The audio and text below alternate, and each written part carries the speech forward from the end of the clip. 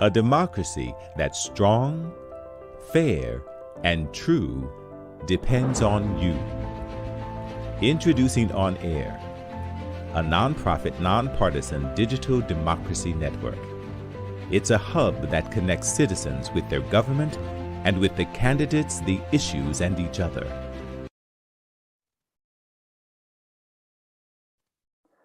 Good evening. I'm Connor Oatman, and I will be your host for this evening's US On Air Aircast. Our sponsor this evening is Democracy on Air, a nonpartisan nonprofit that supports the US On Air network of 50 governance and election hubs at us.onair.cc. Our Aircast today will focus on some of the top news stories for today, Friday, April 8th, 2022, as well as include some discussion with some featured guests. To begin with our first news story. The Senate confirms Ketanji Brown Jackson to be the first Black woman to sit on the Supreme Court. The Senate confirmed President Joe Biden's Supreme Court nominee, Ketanji Brown Jackson, on Thursday in a historic vote that paves the way for her to become the first Black woman to serve on the highest court in the nation. This confirmation represents a significant victory for Democrats, which they can tout as bipartisan, and a way for the president to deliver on a campaign promise at a time when the US faces a number of challenges at home and abroad, including soaring inflation and the crisis in Ukraine. Democrats broke out into loud applause and cheers when the vote was gavelled. For our next story, no more dilly-dallying and lollygagging. Congress finally puts its foot down on Russia. Congress finally came to grips this week with one simple fact about Russia's war in Ukraine. The US is in it for the long haul.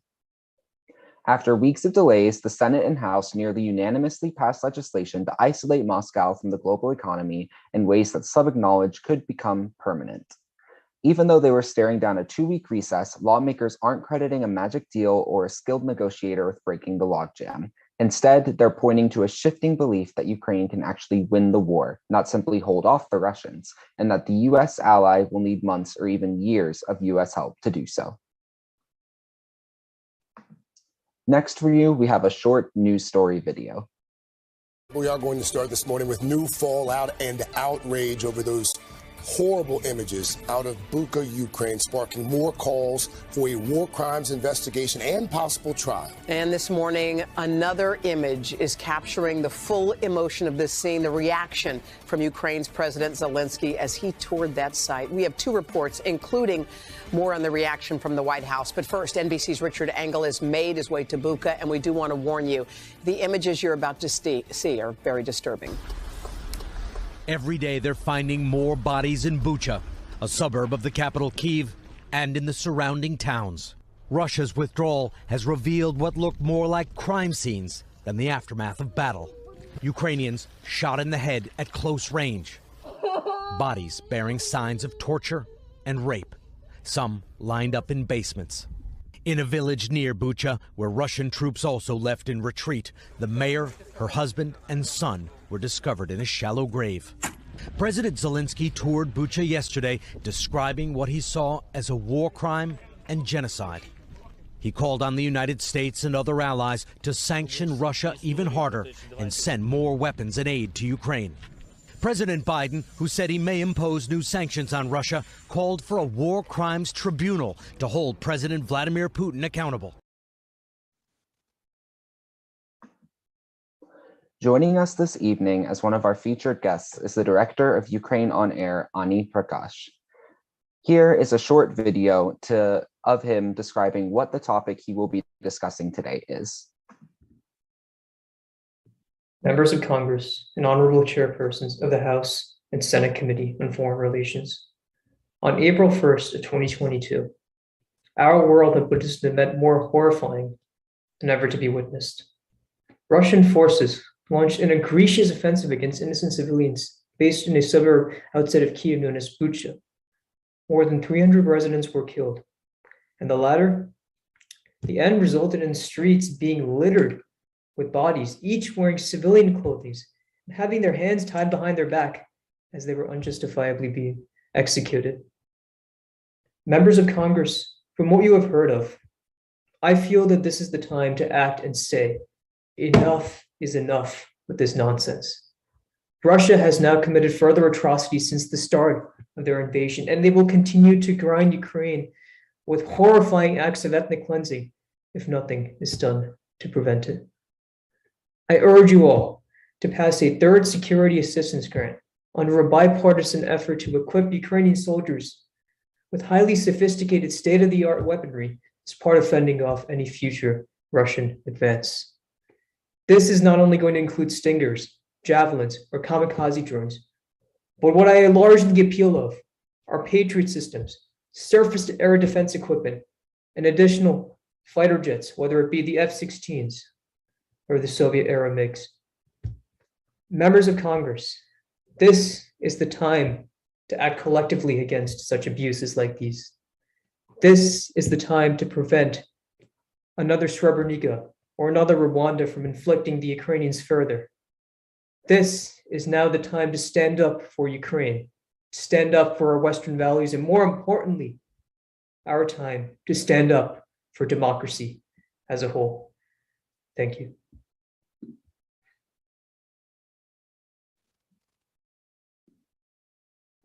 Before we move into our discussion, we wish to highlight that for the GMU community, Democracy on Air is sponsoring a Speak Up for Impact competition that promotes university competitions to have the most impact on local, state, and federal government and elections via informed civil discussion among university communities and their elected officials. Check out the usonair.cc hub for more info. Here is one of our submissions. Hello, Senator Menendez, Senator Booker, and Representative Malinowski.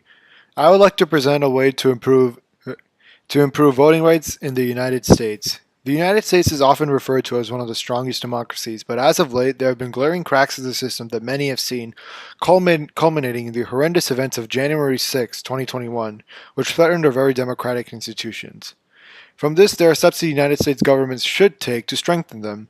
One idea are stronger election and voting laws, which protect voters and their rights on Election Day. I think in many state legislatures, including New Jersey's, Election Day should be considered a federal holiday, and there should be more polling stations for those who are more likely to vote. These laws would need, and there are also election laws that would need to be repealed, such as having polling stations in districts that skew against them.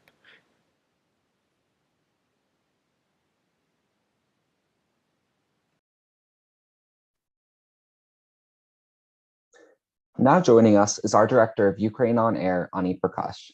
Thank you for being here with us. Thank you for having me. So let's get right into the meat of what we are discussing today, that being the Bucha massacre in Ukraine. For those unfamiliar with it, I know you gave a video briefly discussing, but could you just briefly detail some of the events of the massacre and what the global reaction to the massacre has been so far? Yep. So on the 1st of April, Russian forces, as part of an effort to capture, or as part of a withdrawal effort, or an effort to withdraw from Kiev, decided to launch a series of aggressive offensives against ethnic civilians in a suburb known as Bucha. More than 300 were killed, and about the end result of that slaughter that happened resulted in a series of civilian bodies being splayed across the streets of this, suburb. And honestly, the whole world has witnessed such horrifying massacres like these. We witnessed Srebrenica, we witnessed Rwanda, we had witnessed, Darfur and Sudan, and this. If you fast forward to the current year, it's another massacre much worse than what we had witnessed years ago. And I feel that there were a series of clear reasons behind why the world expressed a complete outrage over such an act of ethnic cleansing launched by the Russians, and why, let's say, more than 75% of members of the UN General Assembly voted in favor to suspend Russia from the Human Rights Council yesterday, because they feel that as part of respecting the values of human rights and international law, that it's the best decision to hold the aggressors accountable for creating abuses to international law. And we feel that the Bucha massacre that happened in the outskirts of Kiev was an example of an abuse created by an aggressor against international law. So I feel that with regards to the global reaction to such atrocities like these, they made the best decision to condemn Russia for their atrocities against the civilians in Bucha in order to stand on the right side of history. And from yesterday's UN General Assembly meeting, when they voted in favor for a resolution to suspend Russia's membership in the UN Human Rights Council, that was a step up for the global community to hold Russia, Vladimir Putin, and the entire Russian Federation accountable for acts of ethnic cleansing, like what they did in Bucha. Now, obviously, what has occurred in Bucha is very, very tragic, and it is good that we are seeing such a global response as we are.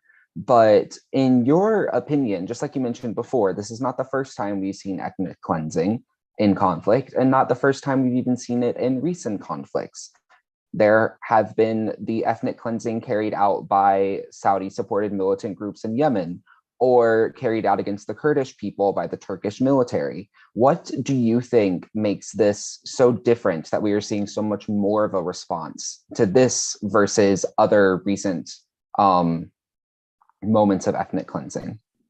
Honestly, for the case of Saudis ethnic cleansing against the Houthis, I mean, it made sense why many of Saudi Arabia's allies were a little bit reluctant to suspend Saudi Arabia from the UN Human Rights Council, like what they did with Russia, because Saudi Arabia is a close ally with oil and all those precious commodities for the West. The West heavily depends on Saudi Arabia for its oil and natural gas exports. And for the case of Turkey and their acts of repression against the Kurdish population, Turkey is an ally of NATO, and that a lot of Western countries heavily rely on Turkish military support just so that they can protect, let's say, the Mediterranean, Black Sea, and other parts of Turkey's southeastern, as part of NATO's southeastern flank to protect the Western order. But for the case of Russia, I mean, this was a massacre or the massacre in Bucha that we have witnessed, again, was far much worse than some of the atrocities that have been committed by the Turkish, or some of the atrocities committed by the Saudis, because ever since Russia's invasion in Ukraine, they have continuously or systemically pursued human rights violations and abuses against civilians. And now from the global reaction to Russia's acts of aggression in Bucha, they felt that this is enough is enough. This is the time to stand up. This is the time for countries around the world, democracies around the world, to stand on the right side of history, protect our Western order, protect our international system by at least condemning those that or holding those or aggressors accountable for such actions like these. And Bucha pretty much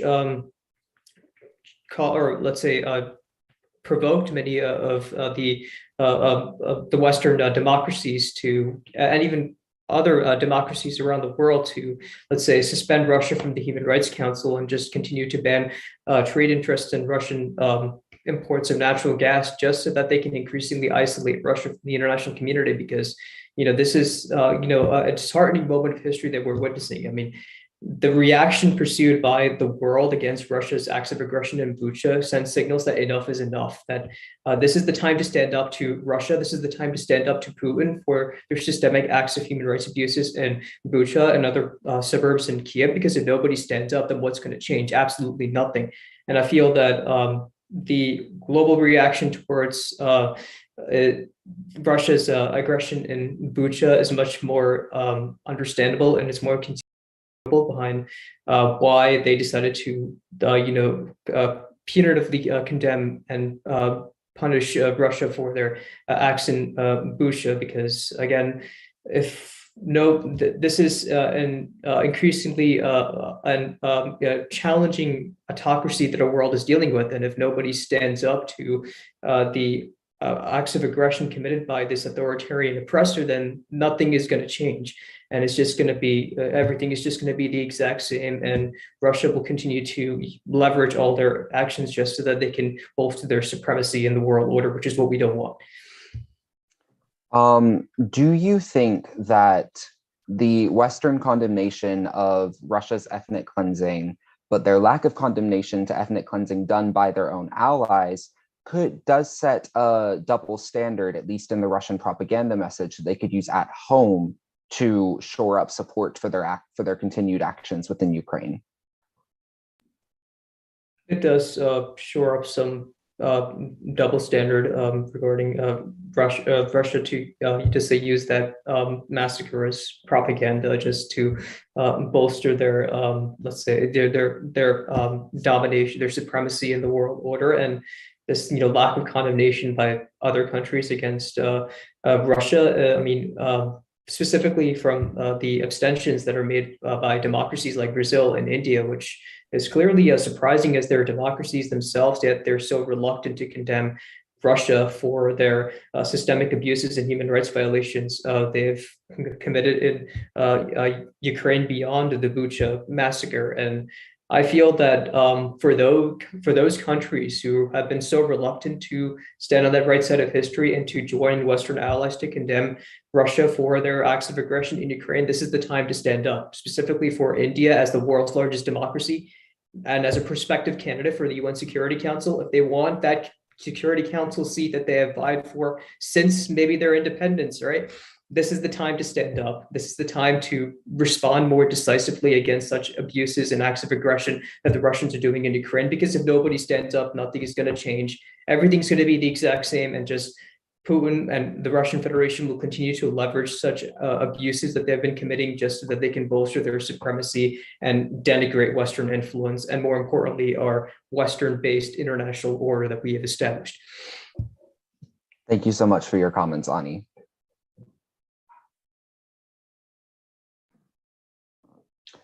Our next segment will feature our guest, Paul Sullivan. To begin, there will be a short video about what we will be discussing with Paul today. Hello, I'm Paul Sullivan, and once again, there is political friction over Supreme Court nominations. Specifically, Mitch McConnell recently spoke on the behalf of his party and refused to comment on whether future nominees will be stalled in the nomination process in the 2 years prior to a presidential election immediately following a midterm election. The implications of this are strange and would only generate animosity in Washington and deepen the political partisan state of politics, especially in our country. To the members of the United States Senate, the filibuster, if it even is intended to exist, is meant to be used with great care and for issues of real crisis. Many within the American public believe the filibuster to be a useless relic of a bygone political era. But even under that former standard, judicial nominations are a regular and expected process of Congress. A non-decision over legislation directly furthers the belief of the non-functionality of Congress, and by extension, the American government. To accept the outcome of democracy, even if it is ugly or unfavorable, is why this nation exists the way it is today, unlike so many other failed democracies throughout history. I urge each of you to put forth legislation to reconsider the nuclear option, especially with regards to Supreme Court nominations.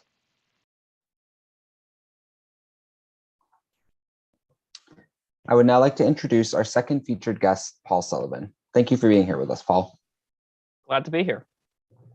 To anyone in our audience, I would encourage you to submit your questions throughout the discussion. That way they can be read as they come in rather than waiting for any to come in due to the delay between live stream. So, Paul, to begin, what do you think is potentially the greatest issue regarding McConnell and the opposition party of any government in power's reluctance to handle nominations, as well as your idea for the greatest potential solution? I think that it's pretty clear that polarization, it's a much more root cause than than merely the Supreme Court nomination, because of course it is nomination, and Supreme Court nominations come and go, and so do say the 2021, 2022 financial budget for Congress, that comes and goes. But I think there's a fundamental shift within the way that political culture is thought in the United States, and that specifically is the unwillingness to hear each other and to come to any form of consensus without heated and vigorous antagonism. I think that's one of the main issues. Where do you see this antagonism taking us in the future? And do you think that it is only going to continue to get worse should this attitude that seems to be held by Mitch McConnell and his allies in Congress continue throughout the years? I think that the consequences of having such antagonism in such a public way, it's not necessarily actually that it's public, but that it is mostly short term. It doesn't really have a vision in mind. It's very reactionary, and I think there is seemingly sort of what grandstanding from, I don't want to say this, but both sides, but at least what we see here with Mitch McConnell, a sort of unwillingness to work with the other side. And at least in terms of the long term, well, if the election of Joe Biden is any indication, things might change, but it's really hard to say, at least for right now. Things could be different in the future, or things could not be different in the future. Thank you very much. It does not seem like we have any audience questions coming in at the moment. And so now we are going to move into our open discussion between all of our guests and discussants here today with Paul Sullivan, Ani Prakash, and Ben Murphy. To begin the discussion, and sort of the main point of what we would be addressing that I would like to get all of your opinions on is, do you see this polarization as only going to increase in the continuing years in Congress and in American politics in general? Or do you think that there is the potential for a decrease and a greater amount of bipartisanship? Whoever would like to speak first. I can start us off. I think that the polarization that we're seeing is pretty interesting. I think that you could argue that the only time in our history that we've been more polarized was during like the Civil War, where we literally fought each other. I'm not entirely sure that the growth of the polarization is necessarily sustainable. I have to imagine that it'll get to a point where I don't expect a civil war, but I also don't expect it to continue. I think that people are going to start doing some degree of self-reflection and recognize that on a lot of issues, a lot of people hold very similar positions. And I think that people will start to realize that they need to vote in ways that find representatives that accurately represent their beliefs. Because I think that we have a lot of politicians who have been in office for a long time. And I think that people now, with this increased polarization, might see that and be sick of that and decide to vote other ways. And that could be a solution for our polarization. But I don't think that this gap that we have in our country when it comes to each side of the aisle is sustainable. And I don't think that it will continue to grow at the pace that it has. Just to tack onto that question and also continuing off of the discussion topic with Paul earlier, we did have an audience question come in of, do you believe or do you think that the number of Supreme Court justices should be expanded? Let me just expand here because I feel pretty strongly about this. I think that is one of the worst ideas to come out of the left in a long time. I think expansion of the court spells the disaster of America. I think that fundamentally this idea that, if we're in control and we expand the court to pack it with people who agree with us, has to be one of the most short-sighted ideas ever, because as soon as whichever side of the aisle does that loses power, the other side will do the exact same thing. And there goes the entire judicial branch. The legitimacy of our democracy will completely crumble. I honestly think that is one of the worst ideas to come out of the left in recent years. I also strongly resonate with that idea. And as a matter of fact, I think that it isn't yet solidified in law that it be 9 members, but I think it ought to be. I think 9 is a relatively stable number. No, I would have to agree. I think that it's a very slippery slope the moment you start making adjustments to the Supreme Court like that. And if we're continuing the talk about polarization, doing something like that would only serve to further polarization within the politics of this country long into the future. I agree. I think to just add on to some comments I made earlier about polarization, I think one of the key aspects that polarization I think is lost is that within the idea of being an American, within American culture itself, there is this idea of coming together. That hasn't happened for probably decades, at least the last couple of years. It's been very difficult to see that happen, and we're kind of seeing that happening with the conflict in Ukraine, which is, it's a moment of solidarity for all Americans, and it's reflective of what we stand for. But even still, there are still little pockets here and there where it's like questioning. But I think moments like this are potentially a pathway to mending the sort of rifts in our country.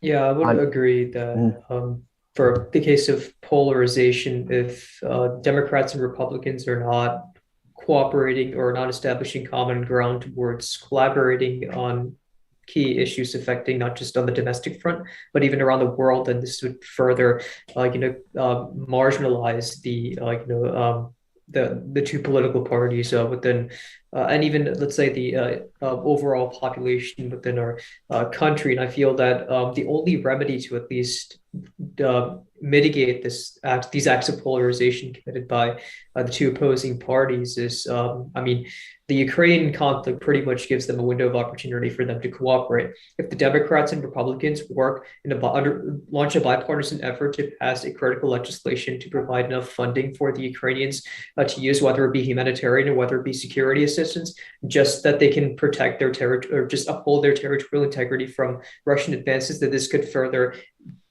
mitigate these acts of polarization or marginalization committed by the opposing parties. And if the more polarized our society becomes, the higher the chances that in the next 3 or 4 years our country will transform into an illiberal democracy. We will start to see further division. Pretty soon, other political or let's say other individuals will start losing trust in those political parties that care about democracy and protecting democratic values, and instead elect those that don't necessarily wish to accept the values of democracy, which clearly serves as one of the underlying, I would say, precursors behind the development or establishment of an illiberal democracy, which is what our country does not want. So I feel that bipartisanship is key towards mitigating polarization. And if the more the bipartisanship, the higher the chances of, let's say, protecting our democracy from the shadows of liberalism. All right. Thank you all very much. Glad to be here. And that concludes our Aircast this evening, folks. Thank you all to our participants for your great comments, as well as to our live stream audience for watching and for your questions. You can go to us.onair.cc to learn more about today's news, to read articles and commentary, and view videos and live streams, and to comment on this Aircast.